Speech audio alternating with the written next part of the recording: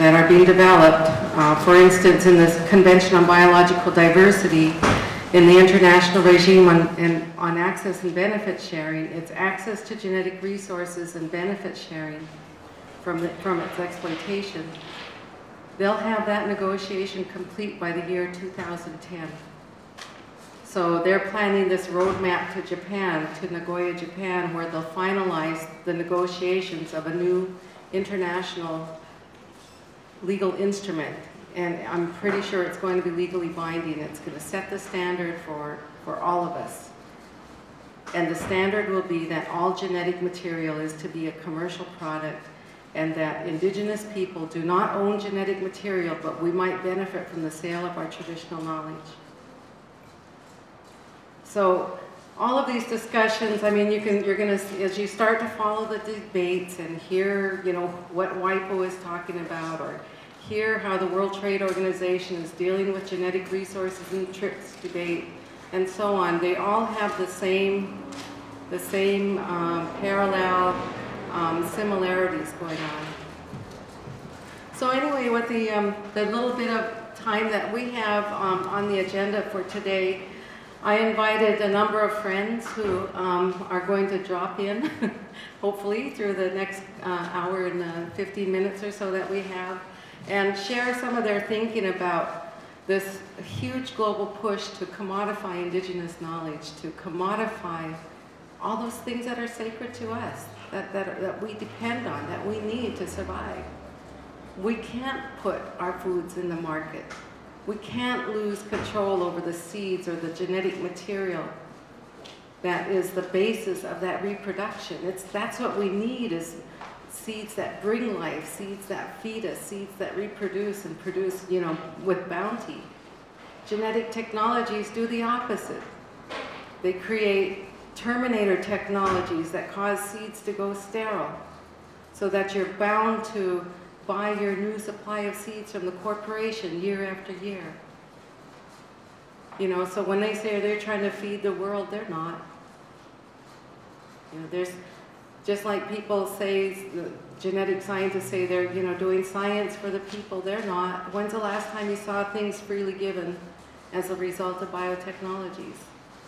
It's not for the people, it's for shareholders, and that's the context that we're talking about. So let me introduce my first speaker. I'm really honored that she's here with us.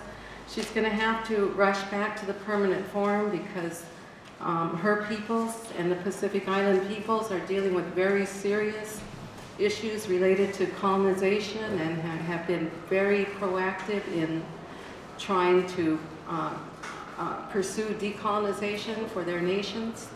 I'm honored to invite Iriti Teabi to come and join me. Iriti is the human rights, come sit here. Iriti is the human rights officer for the Rapa Nui Parliament. For those of you who are not familiar with the Rapa Nui, or where Rapa Nui is, it's commonly referred to as the Easter Islands. It's the southern, southeastern end of Polynesia, which is the largest indigenous territory in the world, most of its water. And of course, they're dealing with the issue of colonization by the country of Chile. So I've asked Iriti to come and talk about her concerns and her reflections on the whole idea of commodification of the sacred. Thank you for coming.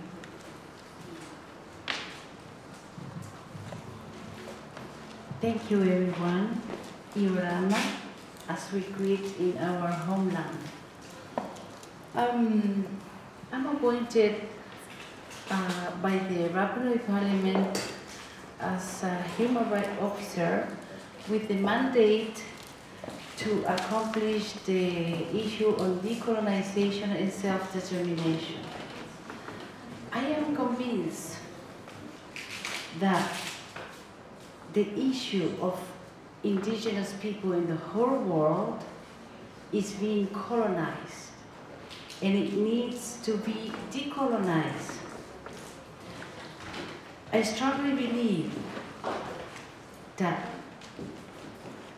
the right of self-determination will allow us to really reorganize our community, our life, our principle. Multinational globalization is the modern colonialism. They come with another name, with the goal of commodity on our knowledge, on our principle, on our culture, on our value. This is a multi-million business that is going on in the world, and we are not aware of it.